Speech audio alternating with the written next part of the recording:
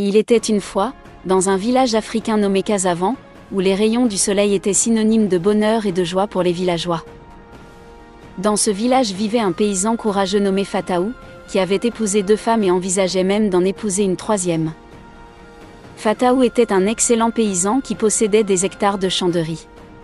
Après la famille royale, c'était la famille de Fataou qui était la plus respectée. Toutefois, il était très colérique, violent et parfois mystérieux. Son plus grand défaut était son avarice et sa jalousie mal placée. Les 2 femmes de Fataou étaient Oumou et Samira, toutes 2 très belles. Oumou était une femme très peureuse et très bagarreuse. Elle ne discutait presque jamais avec l'autre femme de son mari. Oumou se contentait de vivre en tant que première femme dans son domaine. Elle avait une petite fille très curieuse et sympathique, nommée Bozata, âgée de 6 ans, qui était la préférée de leur mari. Samira, la 2e femme de Fataou, était courageuse et audacieuse. Elle n'avait pas peur et aimait la compagnie des enfants. Bien que belle, Samira ne pouvait pas avoir d'enfants. Dans le village, elle était considérée comme une incarnation du mal, ce qui ne faisait ni chaud ni froid à son mari, qui la soutenait fermement.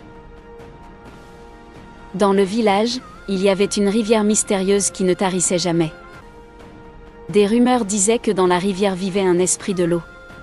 C'est pourquoi les anciens du village avaient scellé un pacte avec cette rivière, aucun villageois ne devait s'y baigner. En échange, la rivière leur apporterait des produits tels que des poissons et de l'eau potable pour les villageois. Le roi Baudouin avait même interdit la présence des enfants près de cette rivière. Mais personne ne pouvait imaginer que cette rivière n'était pas aussi mauvaise et crainte qu'elle paraissait être. Un jour, Samira décida d'aller à la rivière pour chercher de l'eau. Bozata, la petite fille, décida de la suivre. Comme les enfants étaient interdits près de cette rivière, Samira refusa. Bozata, curieuse et têtue, fit semblant de comprendre. Dès que Samira prit la route pour la rivière, la petite fille la suivit discrètement, sans que Samira ne la repère. Après être arrivée sur les lieux, Samira puisa son eau. Bozata s'était rapprochée discrètement derrière elle, sans qu'elle le sache. Lorsque Samira porta l'eau sur sa tête pour partir, elle se tourna vers la direction de la maison et surprit Bozata. Sans vraiment faire exprès, elle la poussa dans la rivière. Sur le coup, elle voulut plonger pour essayer de la sauver, mais dès que Bozata tomba dans l'eau, celle-ci commença à bouillir, et on voyait du sang, comme si quelque chose était en train de la déchiqueter. Paniquée, Samira ne pouvait plus retourner au village. Selon elle, son histoire serait absurde. Samira s'enfuit avec la vérité de ce qui s'était passé. Elle était devenue une meurtrière, et la merveilleuse Samira devint une femme qui devait se cacher. Pendant que la nuit tombait, Oumou ne voyait pas sa fille, ni la 2e femme. Elle pensait que, pendant son absence, sa fille était peut-être partie avec sa coépouse. Leur mari, Fataou, était déjà rentré de ses champs et réclamait la présence de sa fille Bozata. Tout à coup, Oumou commença à douter et se mit à chercher cette même nuit, mais en vain. Aucune trace de Samira ni de sa fille. Fataou était en colère contre la 2e femme, pensant que cette dernière avait emmené l'enfant pour une longue durée, mais il ne savait pas que sa fille était morte, et que Samira avait sauvé sa peau pour échapper à la peine capitale. Oumou, la mère de la fille disparue, commença à pleurer de désespoir. Pour elle, c'était fini, elle ne reverrait plus sa fille. Rapidement, influent qu'il était, Fataou se rendit au palais royal pour prévenir le roi de la disparition de sa fille. Le roi Baudouin déploya des gardes royaux qui fouillèrent tout le village cette nuit-là, mais en vain. Fataou et sa femme retournèrent chez eux, laissant les recherches aux gardes royaux du roi. Pendant ce temps, Samira fuyait avec un esprit de culpabilité sans limite. Elle arriva dans le village voisin, mais ne se sentant pas en sécurité, elle continua son chemin et sa vie de fugitive.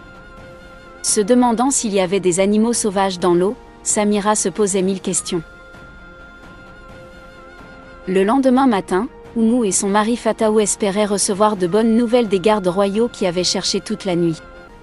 Malheureusement, leurs réponses furent négatives. L'un des gardes royaux dit « Votre Excellence, nous avons cherché partout dans le village, mais nous n'avons trouvé aucune trace ni de Samira ni de la petite fille. » Oumou fondit en larmes, accusant Samira d'avoir enlevé leur enfant, car elle était incapable de donner des enfants.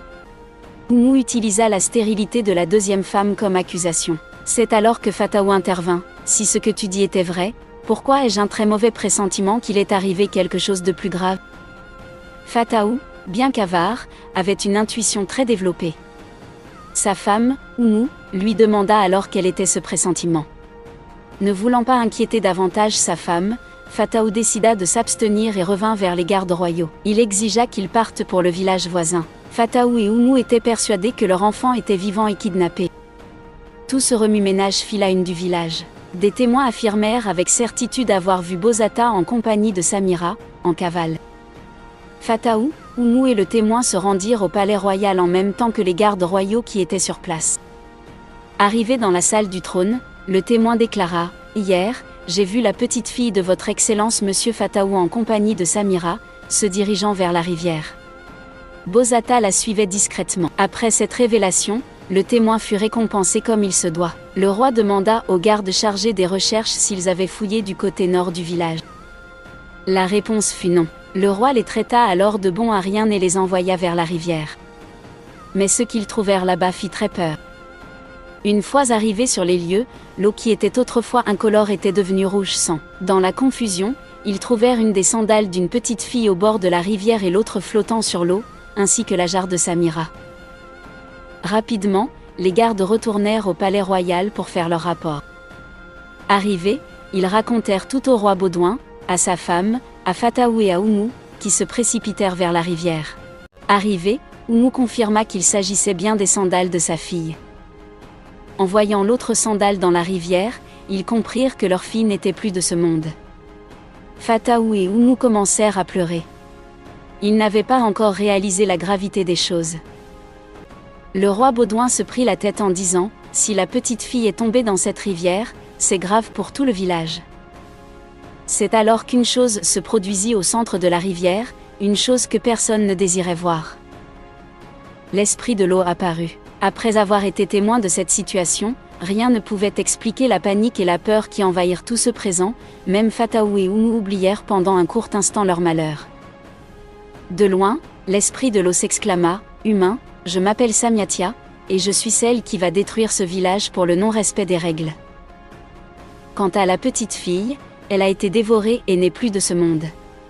Pour réparer le problème actuel, le roi doit sacrifier sa fille unique. Le visage du roi Baudouin se déforma de colère, mais il n'osa pas le montrer à l'esprit. Ils étaient tous à genoux. L'esprit donna 3 jours pour que les préparatifs du sacrifice soient faits. Dans la foule, une personne posa une question indiscrète qu'il n'aurait pas dû poser.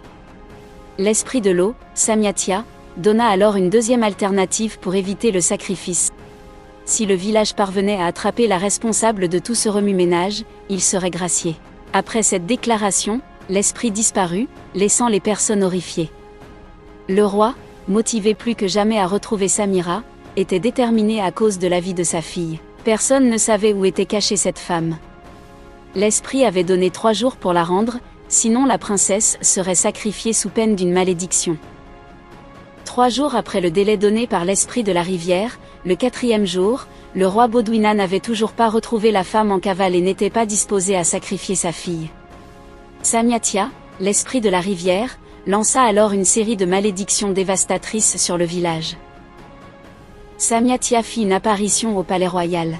Le roi et son personnel étaient horrifiés. L'esprit déclara « Humain, puisque vous n'avez pas respecté le délai des sacrifices requis pour apaiser ma colère, je maudis ce village jusqu'au jour où vous sacrifierez ce qui doit l'être. » Le roi implora son pardon, mais en vain, car on ne joue pas avec les esprits. L'esprit de la rivière ajouta « Je maudis ce village », puis disparut mystérieusement comme elle était apparue. Dans l'immédiat, personne ne ressentit rien, tout semblait normal.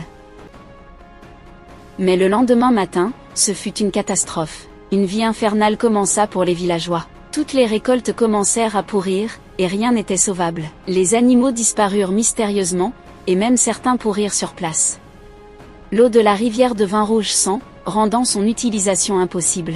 Les femmes du village ne pouvaient plus tomber enceintes. Tout était maudit, sauf le palais royal, où tout restait intact grâce à un autre pacte scellé avec les esprits de la forêt, de la terre et du soleil. Les villageois étaient au bord de la mort à cause de la famine. Ceux qui pouvaient résister restaient debout, mais les manifestations devant le palais royal se multiplièrent, les villageois espérant livrer la princesse